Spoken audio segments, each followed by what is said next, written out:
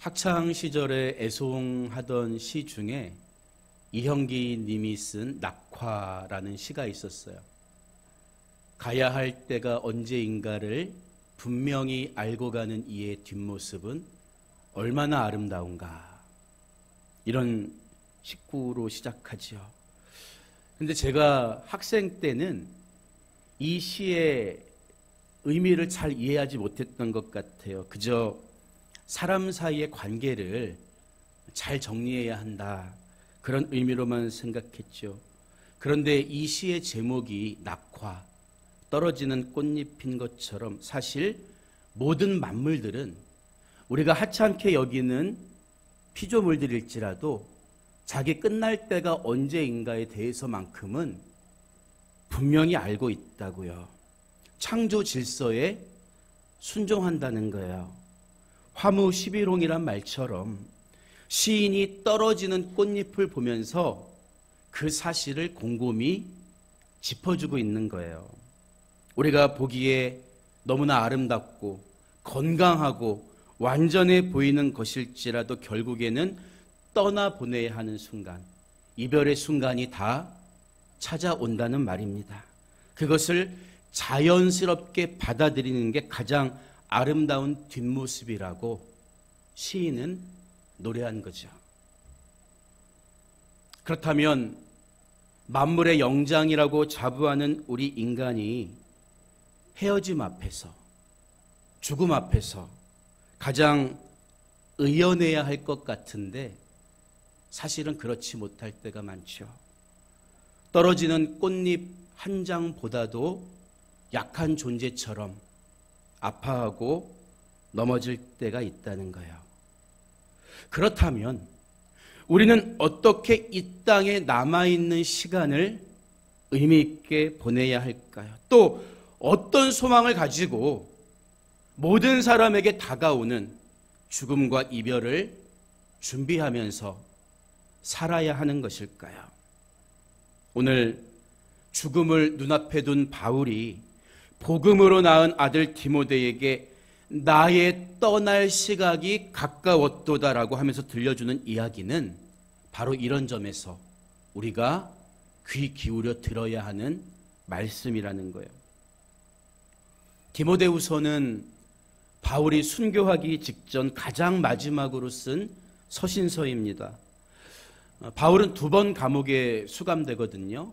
1차로 수감되었을 때에는 비록 죄수의 신분이긴 했지만 셋집에 살면서 비교적 자유롭게 자신을 찾아오는 손님을 맞이하기도 했습니다. 아직 형이 확정되기 전이었거든요. 이때 쓴 서신서가 우리가 잘 아는 에베소서, 골로새서, 빌레몬서, 빌립보서, 옥중서신이라고 하는 서신서들이죠. 그러나 사형이 확정된, 끝까지 황제 숭배를 거부하고 예수 그리스도를 부인하지 않음으로 인해서 사형이 확정된 2차 수감 때에는 일반 죄수와 똑같이 사슬에 매여서 차가운 로마 지하 감옥에 갇히게 됩니다.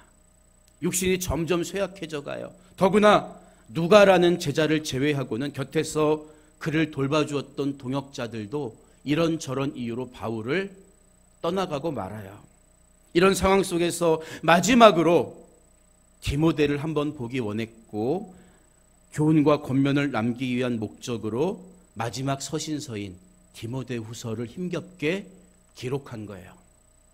특히 디모데후서 4장을 읽다 보면요, 감옥의 그 추위를 견디기 힘들어서 나의 겉옷을 좀 가져다 달라고 부탁하는 이 바울의 모습 속에서 점점 쇠약해져가는 육신의 연약함마저 느껴져요.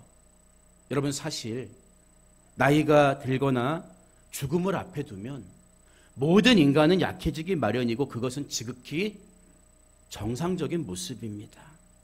하지만 그럼에도 불구하고 오늘 바울은 가야 할 때가 언제인가를 분명히 알고 가는 이처럼 아름다운 자기 뒷모습을 보여주고 있다고요. 왜였을까요? 우리 그리스도인들에게 죽음이란 절대 끝이 아니라 시작이기 때문입니다. 우리에겐 돌아갈 본향이 있는 거예요. 이것이 우리의 소망입니다. 본문 6절에서 바울은 전제와 같이 내가 벌써 부어지고 나의 떠날 시각이 가까웠도다. 이렇게 이야기해요.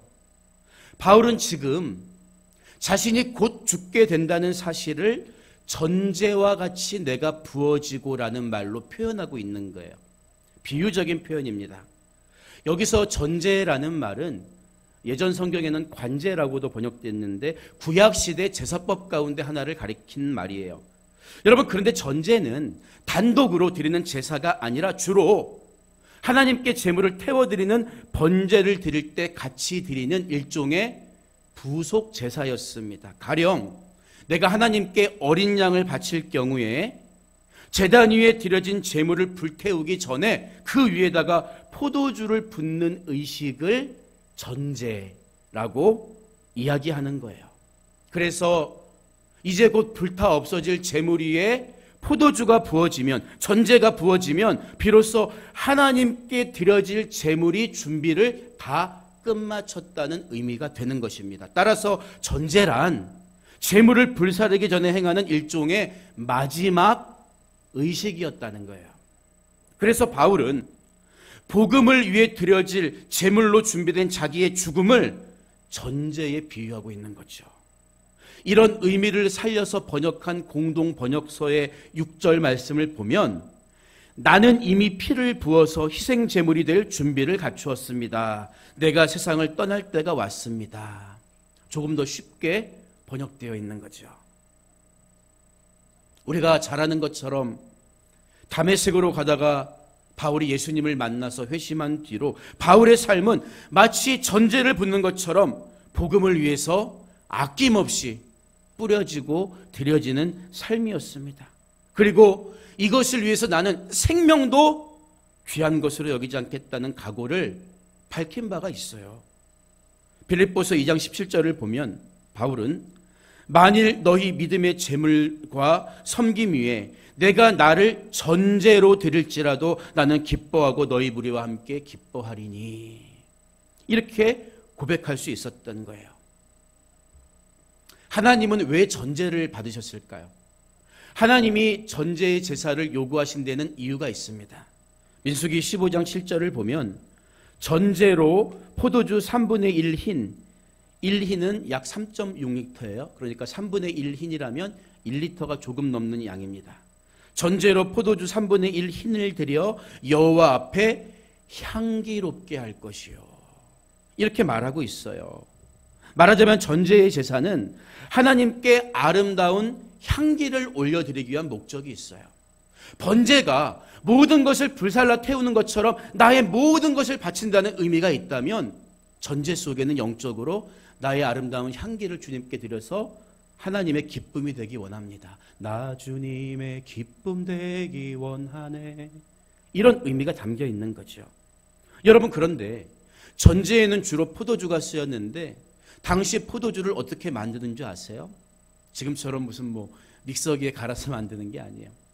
커다란 돌틀을 만들어서 포도를 넣고 무거운 돌로 사정없이 짓 이깁니다. 짓 이겨요. 그러면 포도 알갱이가 다 바스라지면서 마지막 한 방울까지 품고 있던 즙이 다 떨어져 나가는 거죠. 하나님을 위해서 기꺼이 낮아지고 부서지는 헌신과 수고의 삶을 하나님은 향기롭게 여겨주신다는 사실을 전제의 제사를 통해서 우리에게 가르쳐 주신 거예요. 그래서 성경은 우리는 구원받는 자들에게나 망하는 자들에게나 그리스도의 향기니 이렇게 말하는 거죠. 우리도 마땅히 전제처럼 하나님을 위해 드려지는 향기로운 삶을 통해 하나님의 기쁨이 되어야 한다는 거예요. 희생 제물을 위한 마지막 순서에 포도주의 전제를 붓는 것처럼 바울이 끝까지 하나님 앞에서 향기로운 삶을 살 수 있었던 것은 바울만이 특별한 사람이었기 때문일까요? 그렇지 않아요. 바울은 예수님을 본받는 자였습니다. 그가 특별해서가 아니라 그가 본받았던 예수님이 먼저 전제로서의 삶을 우리에게 보여주셨기 때문에 바울은 그 본을 따라 살아간 것입니다. 예수님은 자기 육신을 희생 제물로 드리기 위해서 마치 전제의 포도주를 짜서 붓는 것처럼 십자가 위에 매달려서 마지막 피 한 방울까지도 우리를 위해서 흘려 주셨기 때문이죠. 그래서 바울은 자신이 전제처럼 부어지는 삶을 살기 위해 나는 세 가지를 끝까지 지켰다고 고백하는 거예요. 본문 7절의 말씀을 보면 바울이 나는 선한 싸움을 싸우고 나의 달려갈 길을 마치고 믿음을 지켰으니 이렇게 고백하잖아요. 우리도 이런 삶을 살 때 비로소 하나님께 전제처럼 드려지는 향기로운 삶을 살 수 있다는 것을 오늘 말씀을 통해서 배울 수가 있는 거예요. 하나님께 드려지는 삶을 살려면 제일 먼저 선한 싸움을 피해서는 안 됩니다. 왜냐하면 우리가 하나님을 위해 산다는 것은 쉽게 말하면 진리의 편에 서는 것인데 이 세상은 깨어지고 타락해서 불의로 가득합니다. 필연적으로 불의의 세상 속에서 진리의 편에 서기 위해서는 싸울 수밖에 없다는 거예요. 여러분, 부모님이 자녀가 어릴 적에는 뭐라고 가르치죠? 너 친구들과 절대로 싸우면 안 돼. 싸우지 말라는 거예요. 그런데 조금 나이가 들면요, 중고등학생이 되면 나쁜 친구는 좀 멀리 해라. 좀 바뀌지요. 그러다가 더 장성한 청년이 되면 불의에 맞서 싸우는 것을 부모 자신은 못할지라도 마음속으로는 응원하게 되는 거예요. 우리 자녀가 이만큼 성장했구나. 여러분, 마찬가지입니다. 기독교를 박애주의로 오해하는 분들은 무조건 남들에게 아쉬운 소리 하면 안 되는 줄 알아요. 그냥 다 섞여가지고 이런들 어떠하리 저런들 어떠하리 섞여서 다투지 않고 평화롭게 지내는 종교가 기독교가 추구하는 가치인 줄 오해합니다. 그렇지 않습니다. 아이에게 부모가 가르치는 것처럼 무조건 모든 사람과 싸우지 말고 사이좋게 지내야 한다든지 다른 가르침에 미혹되어서 혼합주의에 빠지는 분들은 아직도 신앙이 어린아이 수준에서 성장하지 못했기 때문이에요.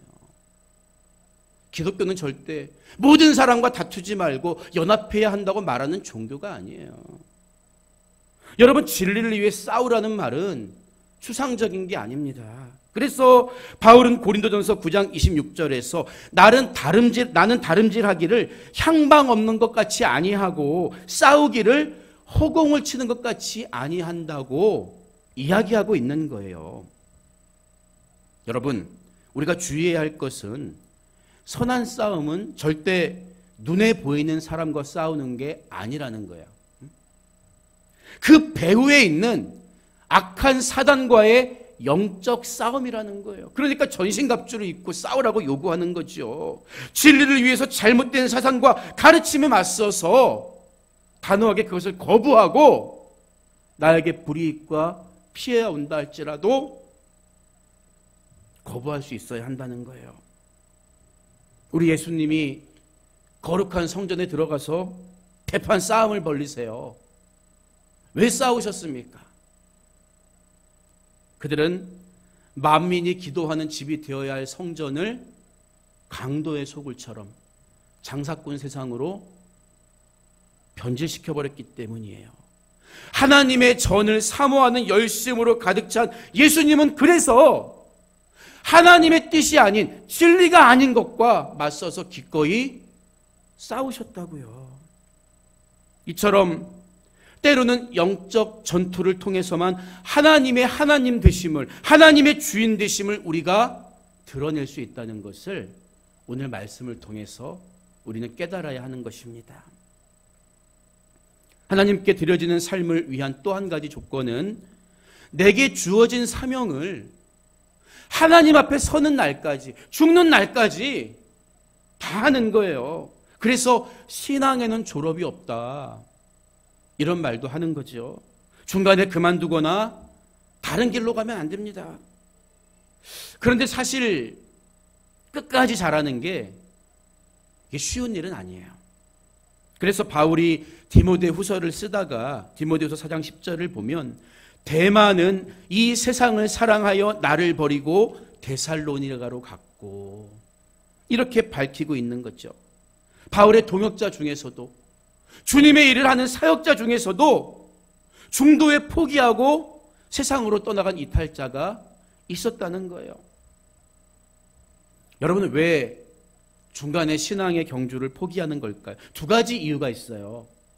한 가지는 바울이 데마 이야기를 한 것처럼 하나님보다 세상이 더 좋아져서 세상을 사랑했기 때문일 수 있습니다. 또 한 가지 이유는, 이게 보다 본질적인데, 신앙의 목적 없이 살아가기 때문이에요. 우리가 운전을 해도 내비게이션을 틀고 목적지를 찾아가는데 신앙생활을 목적 없이 하는 분들이 있어요. 하나님이 나를 이 땅에 남겨주신 비전을 찾지 못하고 그냥 되는 대로 종교 생활을 하다 보니까 힘이 빠지는 거요. 이번에 인도에 가서 선교사님과 아주 의미 있고 좋은 시간을 가졌어요. 선교사님과 이야기를 하면서 물론 기도하시겠지만 한국 교회를 위해서, 특히 한국 교회 목회자들을 위해서 더 많이 기도해달라는 부탁을 제가 했어요. 상식적으로는 좀 이해가 안 되시죠. 험지에 가서 선교하시는 분들을 위해서 우리가 당연히 많이 기도해야 하는데 왜 제가 그런 부탁을 했을까요? 여러분 알다시피 한국 교회는 성장을 멈추다 못해서 퇴보된 지 꽤 오래됐어요. 제가 가깝게 지내는 몇 분, 목사님 중에 몇 분은 몇 년 더 목회해보다가 지금과 별 차이가 없으면 시골에 가서 농사 짓겠다는 이야기를 입버릇처럼 하시는 분들이 계세요. 저는 그 이야기를 들을 때마다 너무 가슴이 아픕니다. 그분들이 왜 그런 이야기를 할까요? 교회를 개척해서 10년, 20년 목회를 했는데 씨를 뿌리는데 열매가 보이지 않는 거요. 여러분 지금 한국의 상황이 그렇습니다. 어쩌면 예레미야의 영성처럼 열심히 기도하고 전도해도 우리가 경험했던 부흥의 그 시대는 우리 시대에 돌아오지 않을 수 있는 거예요. 여러분 그런데 선교지에 가보면요, 우리보다 환경은 훨씬 열악한 게 사실이에요. 하지만 복음의 씨앗을 뿌릴 때마다 돌아오는 영혼들은 속속 눈에 보여요. 아이러니하죠. 그렇죠? 상황은 열악하고 힘들지만 영적으로는 열매가 보이는 거예요. 열매가. 그런 점에서 오히려 한국에 있는 많은 사역자들이 열매 없음으로 인해서 낙심하거나 번아웃 되기 쉬운 게 현실이라는 것을 우린 깨닫고 사역자들을 위한 기도를 절대 내려놓아서는 안 되는 거예요. 여러분 그렇지만 우리가 언제 하나님을 만났든지 부르심을 받았을 때에는 각자에게 주신 달란트와 각자에게 주신 사명이 있는 거예요. 달리기 선수가 잘 보세요. 남이 뛰는 트랙을 견눈질할 필요가 없습니다. 트랙을 벗어나면 실격이요. 자기에게 주어진 그 트랙을 끝까지 달려가기만 하면 되는 것입니다. 그렇기 때문에 신앙의 경주를 완주하기 위해서는 분명한 나에게 주어진 목적을 붙들고 남과 비교해서는 안 되는 거예요. 남과 비교하면 안 됩니다. 아, 예전에는 부흥됐는데 아니요. 부흥이 멈춘 시대에 하나님이 나를 부르셨다면 그 시대에 부르신 목적이 있는 거예요. 한 사람을 남기더라도 그 사람이 다음 시대를 이어갈 신앙의 그루터기가 되게 하라. 한 영혼을 귀하게 여기라고 말씀하시는 하나님의 메시지가 있는 거예요. 여러분, 특히 우리 교회 다음 세대 아이들을 위해서 여러분 기도하는 것을 게을리하면 안 됩니다. 선생님들의 일선에서 아이들에게 사랑을 퍼주고 말씀을 가르치고 양육한다면 나머지 분들이 해야 될 일은 뭐겠어요? 기도하는 거예요. 기도하는 거. 비록 지금은 시련의 시기일지라도 언젠가 하나님이 이 나라와 민족을 긍휼히 여겨서 우리 민족의 가슴에 다시 예수 그리스도의 향기가 타오르게 할 때 저들이 쓰임받게 하여 주시옵소서. 금메달짜리가 되게 하여 주시옵소서. 이런 웅대한 비전을 가지고 한 명의 영혼이라도 그런 심정으로 길러낸다면 우리가 왜 할 일이 없습니까? 왜 우리가 시골 가서 농사 지어야 합니까? 아니요. 우리 신앙에 분명한 로드맵을 갖고 있어야 되는 거예요. 내가 이 땅에 왜 살고 있으며 무엇을 위해서 어떤 선한 목적과 비전을 가지고 내가 부르심을 받았는가를 항상 기억할 때 우리는 번아웃 되지 않고 끝까지 경주를 경주할 수가 있는 거예요.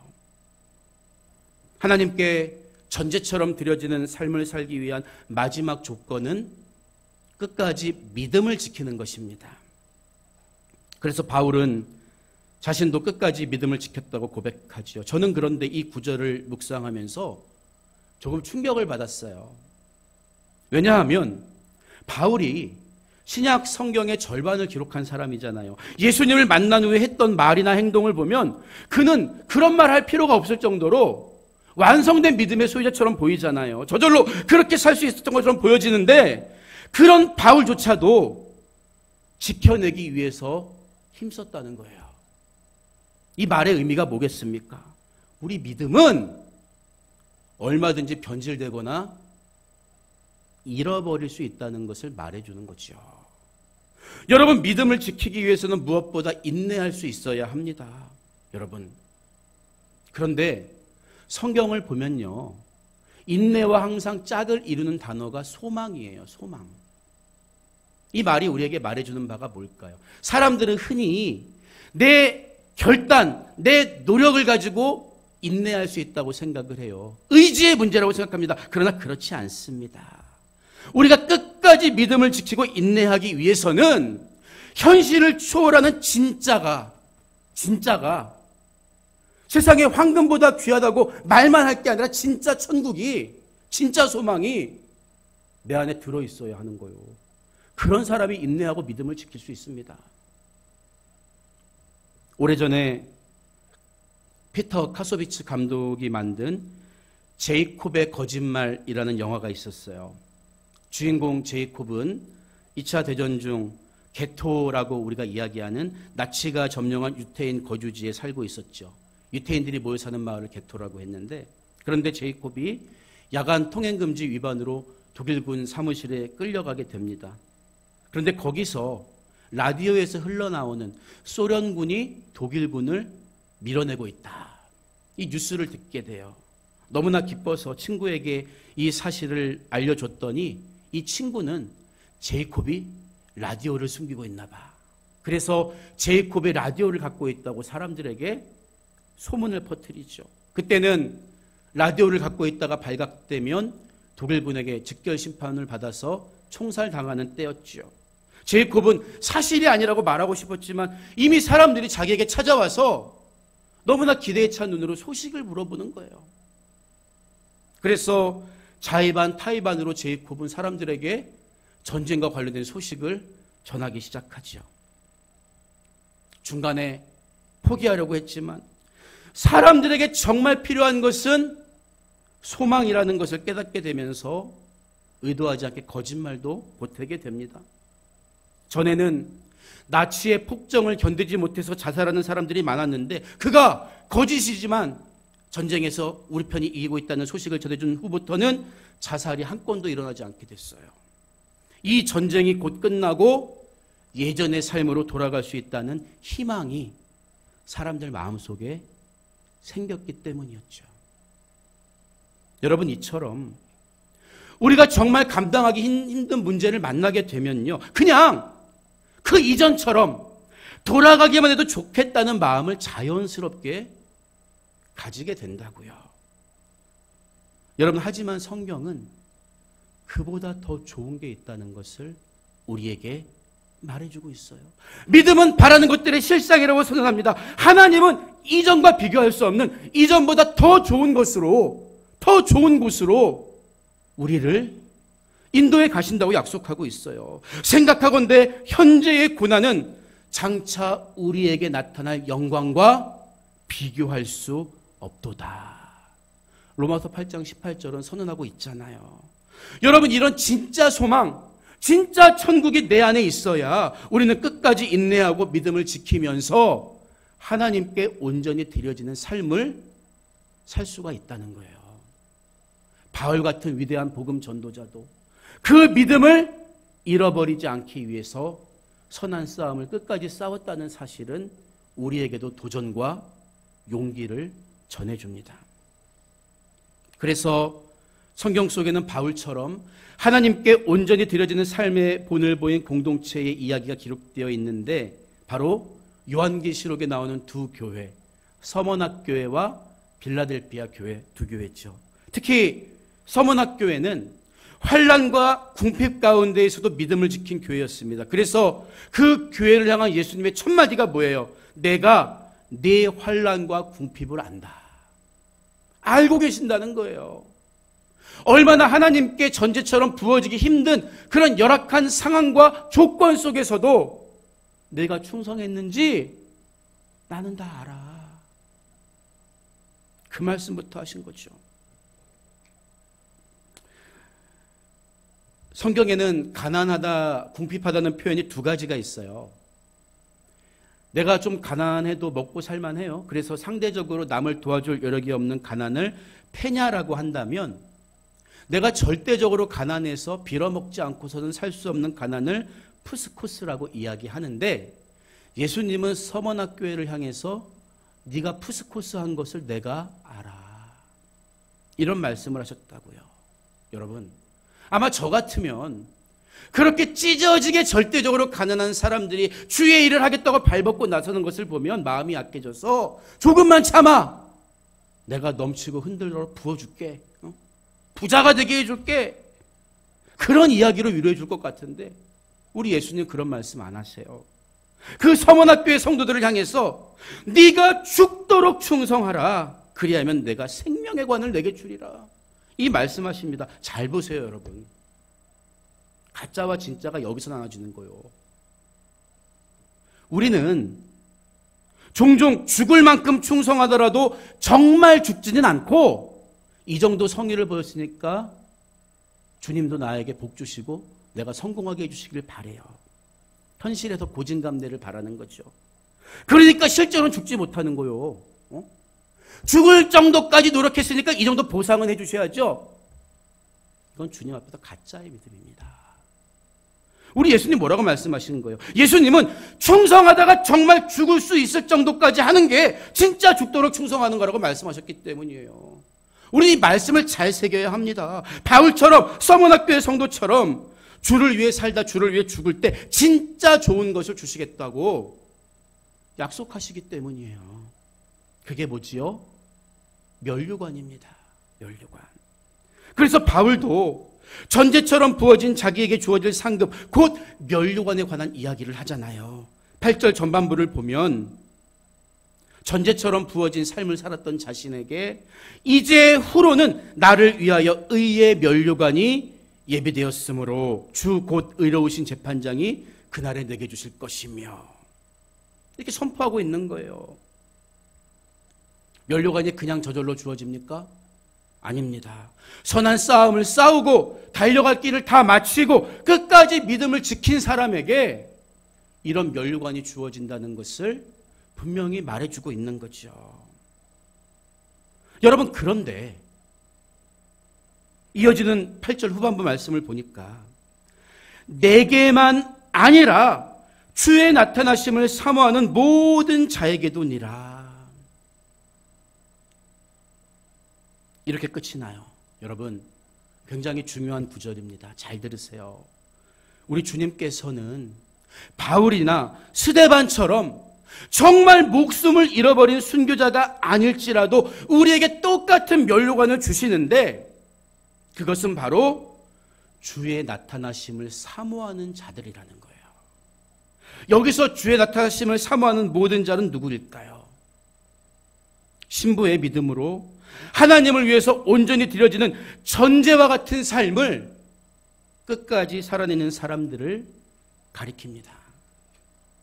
카톨릭에서는 완덕 성인이라는 말을 사용하는데, 박해를 받아서 목숨을 잃은 순교자가 아닐지라도 이 땅에서 살아있는 시간 동안 하나님을 위해서, 복음을 위해서 목숨을 바친 사람들의 일생을 완덕 성인, 살아있는 순교자라고 이야기하는 거예요. 우리가 처음 주님을 만났을 때보다 죽을 날, 영혼의 때에 하나님 앞에 서게 될 날은 1초 1초 점점 가까이 다가오고 있어요. 이것은 우리 모두에게 동일한 사건입니다. 가야 할 때가 되면 미련 없이 떨어지는 꽃잎처럼 나의 떠날 시각도 가까이 오고 있다는 사실을 우리가 항상 기억하면서 살아야 하는 이유가 여기 있는 거예요.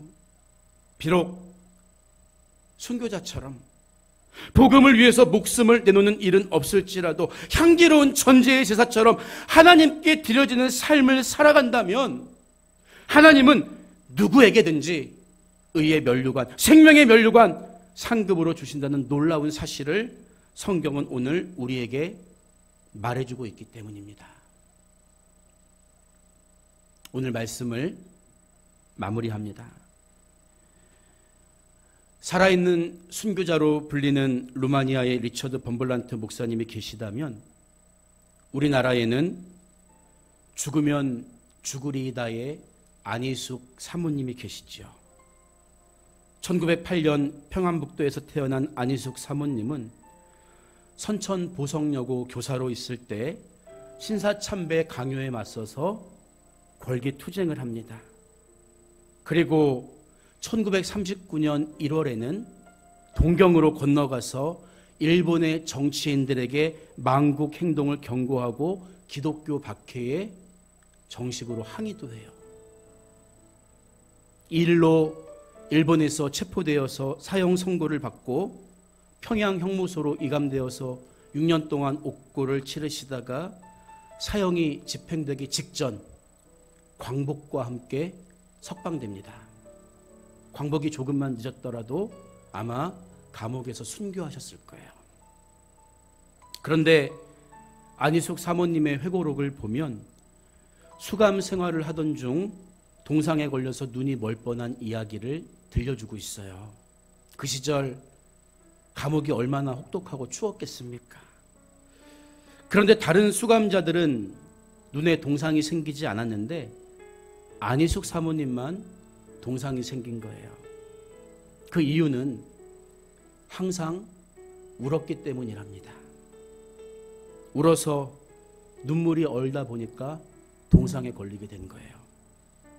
그렇지만 안희숙 사모님은 단 한 번도 배가 고팠거나 춥거나 감옥살이가 서러워서 운 적은 없었다는 고백을 해요. 자신이 예수님을 믿고 순종하는 자리에 있다는 것이 너무나 영광스러워서 감사의 눈물을 흘렸고, 또 자기가 주님을 위해 청춘을 바치고 예수님 이름 때문에 죽을 수 있다는 사실이 너무나 감격스러워서 울 수밖에 없었다는 이야기를 들려주시죠. 여러분은 언제 눈물을 흘리시나요?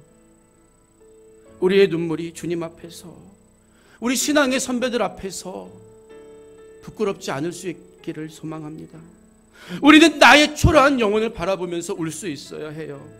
내 유익을 위해서 선한 싸움을 피하려고 하진 않았는지, 달려가야 할 길이 남아있음에도 불구하고 나태해지진 않았는지, 믿음을 타협하려고 하진 않았는지 돌아보면서 마지막까지 전제처럼 하나님께 드려지는 삶을 살 때 우리도 하나님의 기쁨의 제물이 될 수 있습니다. 그리고 그때 하나님은 바울에게 주신 것과 똑같은 면류관을 내게도 주실 거예요. 그날을 소망 중에 바라보면서 여러분도 살아있는 순교자가 되어서 하나님 앞에 끝까지 전제처럼 부어지는 삶을 사시기를 주님의 이름으로 축복합니다.